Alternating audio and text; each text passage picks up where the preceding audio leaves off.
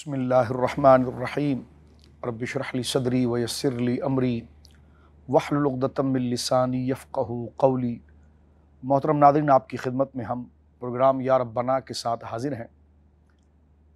रमज़ान शरीफ का ये महीना दुआओं की मकबूलियत का महीना है, कबूलियत का महीना है। हमें आदाब दुआ, हुस्न आदाब और उसकी तालीम से मुकम्मल तौर पर वाक़फ़ियत होनी चाहिए।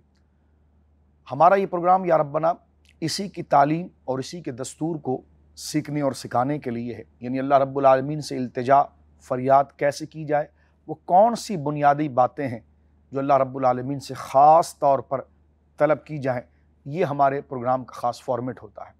आज हम जिस दुआ की तरफ चल रहे हैं, ये नबी करीम अलैहिस्सलाम को अल्लाह की तरफ से सिखाई जाने वाली एक ख़ास दुआ है। अल्लाह रब्बुल आलमीन ने कई दुआएँ अपने अम्बिया को, सालिहीन को सिखाई, वो भी ज़िक्र हुई कुरान में, और कुछ सालिहीन ने, अम्बिया ने अल्लाह से मांगी, वो भी ज़िक्र हुई। यही एक एक दुआ और उससे मिलने वाले आदाब और तालीम को हम सीखने की कोशिश करते हैं। आज सूरह बनी इसराइल की आयत नंबर 80 को हम पढ़ने जा रहे हैं, जिसमें एक बहुत बुनियादी दुआ, काश वो हम ज़बानी याद कर लें तो फिर हमारे लिए वो दुआ किस कदर मौसर होगी, इसका मकाम क्या है, ये आगे चलकर हम अर्ज़ करते हैं। लेकिन कुरान करीम की ये 17वीं सूरत सूरह बनी इसराइल की आयत नंबर 80 है, और अल्लाह रब्बुल आलमीन अपने नबी मुकर्रम सल्लल्लाहु अलैहि वसल्लम को वो दुआ सिखा रहा है। वक़ुर रब्बी अदखिलनी मुदखल सिद्क़ व अखरिजनी मुखरज सिद्क़ वजअलनी मिन लदुनका सुल्तानन नसीरा। माना इसका ये है कि वक़ुर रब्बी अदखिलनी, और दुआ मांगिए ए नबी मुकर्रम सल्लल्लाहु अलैहि वसल्लम, दुआ कीजिए कि ए मेरे रब, जहाँ कहीं तू मुझे ले जाए सच्चाई के साथ ले जा। वो अखरिजनी मुखरज सिद्क़, और जहाँ कहीं से मुझे ले आए तो सच्चाई के साथ ले आ। वजअलनी मिन लदुनका सुल्तानन नसीरा, और अता फरमा मुझे अपनी जानिब से वो क़ुव्वत जो मदद करने वाली हो। ये वो दुआ है जो नबी करीम अलैहिस्सलाम को अल्लाह रब्बुल आलमीन जल्ल वाला ने सिखाई। इस दुआ का पस मंज़र ये है कि जिस वक्त नबी करीम अलैहिस्सलाम ने हिजरत फरमाई, उलमा का एक कौल ये भी है कि ये हिजरत के वक्त दुआ तफवीज़ की गई, आपको तालीम की गई, या फिर फ़तह मक्का के वक्त तालीम की गई। नबी करीम अलैहिस्सलाम ने जिस मुआशरे में ऐलान नबूवत फरमाया था, आपने ऐलान नबूवत फरमाया 40 साल की उम्र में। 63 साल आपकी ज़ाहिरी उम्र शरीफ थी। 40 साल की उम्र शरीफ में जब आपने ऐलान नबूवत फरमाया, उसी मक्का के अंदर जिस कौम को आप ऐलान कर रहे हैं, वहाँ आपने पैदाइश से लेकर 40 तक साल का ये ज़माना आपने उनके दरमियान गुजारा। वो सारे अहले मक्का आपकी सदाकत, आपकी अमानत की गवाही देते। आपने उन्हीं के सामने अपना बचपन गुजारा, आपका शब रोज़ उनके सामने था, आपका लेन देन उनके सामने था, आपका लोगों के साथ राब्ता रवाबित उनके सामने था। कुरैश मक्का अपने करीबी मुखलिस लोगों पर भरोसा नहीं करते, लेकिन नबी करीम अलैहिस्सलाम पर इस कदर भरोसा था कि वो अपनी अमानतें हुज़ूर अलैहिस्सलाम के पास रखवाते, और वो यकीन था उनको कि ये अमानतों में कभी ख़यानत नहीं करते। वो किसी की बात पर कभी बहुत ज़्यादा तहक़ीक़ किए बगैर यकीन नहीं करते। लेकिन नबी करीम अलैहिस्सलाम अगर अपनी ज़ुबान से एक जुमला इरशाद फरमाते तो वो फ़ौरन उसको कबूल करते और ये कहते कि आप सादिक़ हैं, सच बोलने वाले हैं, अमीन हैं, अमानतदार हैं। ये सरकार अलैहिस्सलाम का हुस्न और हुस्न अखलाक उनमें राइज था। लेकिन जैसे ही हुजूर ने 40 साल की उम्र में ऐलान नबूवत फरमाया और उनको सीधे रास्ते की तरफ मुकम्मल लाने की कोशिश की, तो वो सारे के सारे अहले मक्का आपके दुश्मन हो गए। बड़ी सख्त मुज़ाहिमत हुई आपके साथ, और बिलखुसूस मैं आपके सामने इख्तिसार के साथ अर्ज़ करूँ, ऐलान नबूवत का जो 5वां साल था, ये बड़ा मुशक्क़त का साल था, बड़ी दिक्कत का साल था। अब से पहले 4 साल जो गुजरे हैं, यानी आका करीम अलैहिस्सलाम की उम्र शरीफ 45 साल हो गई। इतना ख़तरनाक दौर उन्होंने, इतने ख़तरनाक हालात उन्होंने खड़े कर दिए कि अब मुसलमानों का जो हुज़ूर अलैहिस्सलाम के दस्ते मुराद पर ईमान लाए हैं, जो हुज़ूर की नसीहत और तालीम से जिनके सीनों को अल्लाह ने खोला है, उनका मक्का में सलामती के साथ रहना बड़ा मुश्किल था। हुज़ूर चाहते थे कि जिन लोगों को मैंने तैयार किया है ये बाद में काम आएंगे, इनको मक्का के इस माशरे से हटाया जाए, वरना इनको कोई कत्ल कर देगा, मार देगा। तो यानी सरकार अलैहिस्सलाम के ऐलान नबूवत के 5 नबवी में सबसे पहली हिजरत हबशा की तरफ हुई, एथोपिया की तरफ हिजरत हुई। सरकार अलैहिस्सलाम की जानिब से सहाबा इकराम को हुक्म हुआ कि तुम मक्का मुकर्रमा से निकल कर हबशा की तरफ जाओ।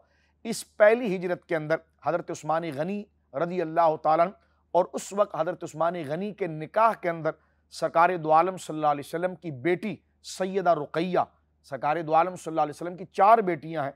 सबसे बड़ी बेटी सैयदा ज़ैनब, फिर सैयदा रुक़ैया, फिर सैयदा उम्मे कुलसूम और फिर खैरुन निसाइल आलमीन सैयदा फ़ातिमा ज़हरा रज़ी अल्लाह ताला अन्हुन्ना।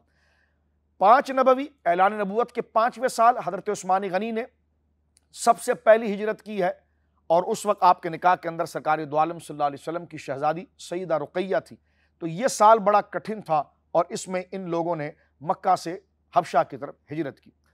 जब छठा साल शुरू हुआ, ये साल बक़द्रे रहमत इस हवाले से ज़रूर हुआ कि इसमें सय्यदुश्शुहदा हुज़ूर सैयदना अमीर हमज़ा इब्न अब्दुल मुत्तलिब सरकार के चहीते चचा हज़रत हमज़ा ने इस्लाम कबूल किया। हज़रत हमज़ा ने सन 6 नबवी में इस्लाम कबूल किया और ठीक 3 दिन के बाद इस्लाम को बड़ी क़ुव्वत हासिल हुई और हज़रत उमर सरकार फ़ारूक आज़म रज़ी अल्लाह ताला अन्हु भी दार इस्लाम में शामिल हुए। हज़रत अब्दुल्लाह बिन मसूद का ये कौल कि अब तक हम छुप छुप के नमाज़ पढ़ते थे, हज़रत उमर के इस्लाम लाने के बाद ये गलबा हुआ कि हमने ऐलानिया नमाज़ पढ़ी।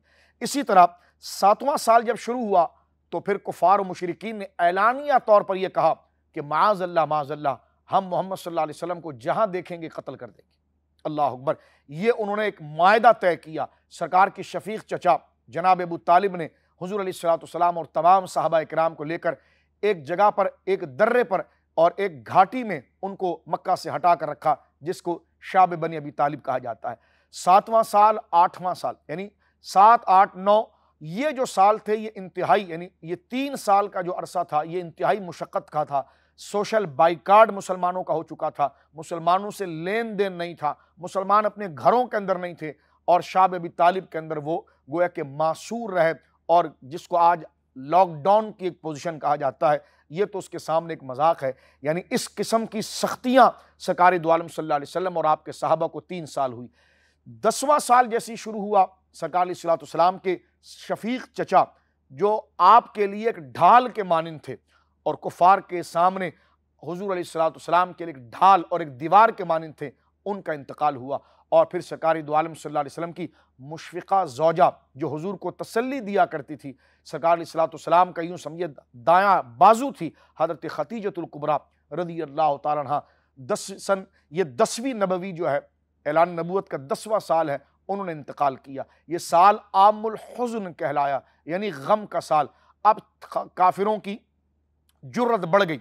अब ये हुज़ूर अलैहिस्सलाम पर, आपके सहाबा पर हमला करना चाहते थे, तो अल्लाह रब्बुल आलमीन जल्ला वाला ने आपको हिजरत का हुक्म दिया और हिजरत मक्का मुकर्रमा से मदीना मुनव्वरा की तरफ हुई। नबी करीम अलैहिस्सलाम हज़रत अबू बकर सिद्दीक़ रज़ी अल्लाह ताला अन्हु के साथ मदीना मुनव्वरा की तरफ रवाना हुए और कुफ़ार की जो अमानतें थी वो सरकार मौला मुर्तज़ा को दी आपने और कहा कि तुम मेरे घर के अंदर रहो, सुबह उठकर ये अमानतें उनके हवाले करना और फिर तुम मदीने आ जाना। 12 दिन का वो सफ़र मदीना मुनव्वरा का मुकम्मल हुआ और हुज़ूर अलैहिस्सलाम पर यह आयत नाजिल हुई कि महबूब आप ये कहिए, इतनी मुशक्क़त आपने यहाँ पर गुजारी है, अब इस इलाके को छोड़कर आपने आगे जाना है, तो वह कुर रब्बी अदखिलनी मुदखल सिद्क़, ए हमारे रब, ये दुआ कीजिए हमसे कि ए मेरे रब ले जा मुझे तू सच्चाई के साथ, व अखरिजनी मुखरज सिद्क़, ए मेरे रब जहाँ कहीं तू मुझे ले जा सच्चाई के साथ ले जा और जहाँ कहीं से तू मुझे ले आ तो सच्चाई के साथ ले आ, वजअल्ली मिन लदुनका सुल्तानन नसीरा,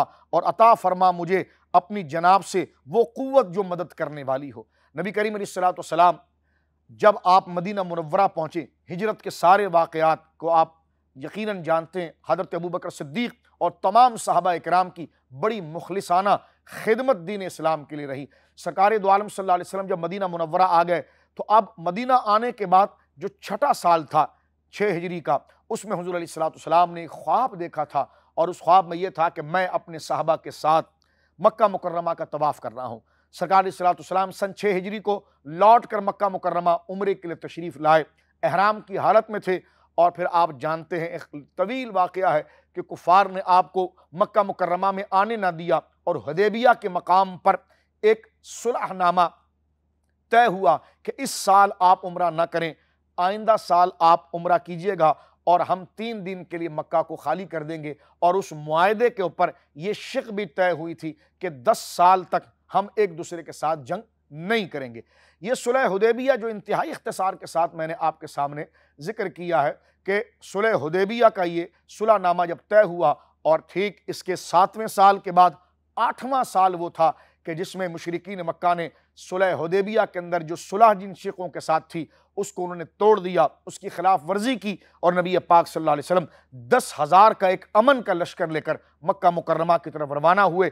जिस मक्का से हुजूर अलैहिस्सलाम जो आपका मौलूदगाह था, जो आपके वालिदैन की जगह थी, जहां से आपको निकाला गया, जो शहर आपको सबसे ज्यादा महबूब था, जब आपको निकाला गया आज सन 8 हिजरी में, यूं समझ लीजिए कि 13 साल वो हुए और 8 साल यहाँ के सरकार अलैहिस्सलाम सन 8 हिजरी को 10,000 का लश्कर जर्रार लेकर जो एक अमन का पैगाम था, सरकार की तरफ से मुआफ़ी का ऐलान था कि जो तलवार न उठाए हम उसे कुछ नहीं कहेंगे, जो घरों के अंदर बंद हो जाए हम उसे कुछ नहीं कहेंगे। मन दखल दार अबी सुफियान फहुव आमिन, जो अबू सुफियान के घर में चला गया, जिसने दरवाज़ों को बंद कर दिया, जिसने खिड़कियों को बंद कर दिया, हम उन्हें उसको माफ़ कर दिया। और सरकार अलैहिस्सलाम मक्का तशरीफ़ लाए। अहले मक्का बड़े घबरा रहे थे कि आज तो हमारी ईंट से ईंट बजा दी जाएगी, इसलिए कि हम तो इनको कत्ल करना चाहते थे, हमने तो इन पर बड़ा जुल्म किया था। आज ये तो शान शौकत के साथ, फातिहाना अंदाज के साथ ये मक्का के अंदर आए हैं। लेकिन सरकार ने मक्का में खड़े होकर एक ऐलान कर दिया कि आज मैं तुम्हें वही बात कहूँगा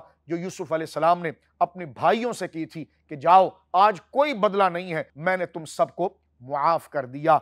उस वक्त अल्लाह रब्बुल आलमीन ने ये दुआ जो है कि या अल्लाह मुझे कहीं तू ले जा तो सच्चाई के साथ ले जा, और कहीं ले आ तो सच्चाई के साथ ले आ, और अपनी मदद के साथ मेरी मौला करीम तेरी कुदरत दस्तगीरी करे। तो जब मक्का से आपको मदीने लाया गया तो सच्चाई के साथ लाया गया, और जब फिर आप मदीने से दोबारा मक्का के तरफ आ रहे हैं तो वही सच्चाई और गलबे के साथ आ रहे हैं, एक ख़ास मकसद के लिए आ रहे हैं। तो ये बड़ी मुबारक दुआ है, वक़ुर रब्बी अदखिलनी मुदखल सिद्क़ व अखरिजनी मुखरज सिद्क़ वजअल्ली मिन लदुनका सुल्तानन नसीरा। ये दुआ हमें तलकीन करती है कि किसी नए इलाके में हम बिज़नेस के लिए, तालीम के लिए, अपने बच्चों की अच्छी नशनुमा के लिए अगर हम कहीं जाएं या हम कहीं अपना वक्ती मस्कन बनाएं तो ये दुआ यकीनन हमारी ज़ुबानों पर होनी चाहिए। इस दुआ के अंदर हमारे लिए बड़ा सबक है, तवक्कुल है, अल्लाह रब्बुल आलमीन की जनाब से ख़ास तालीम है। अल्लाह रब्बुल आलमीन इन दुआओं के ज़रिए हमें अपनी नज़रियाती, अपनी अखलाकी तरबियत करके सिरात मुस्तकीम पर बुजुर्गान दीन के इत्तिबा के अंदर अपनी ज़िंदगियों को हमें उस्तवार करने की तौफ़ीक़ अता फ़रमाए। व आख़िरु दावाना अनिल हम्दुलिल्लाहि रब्बिल आलमीन।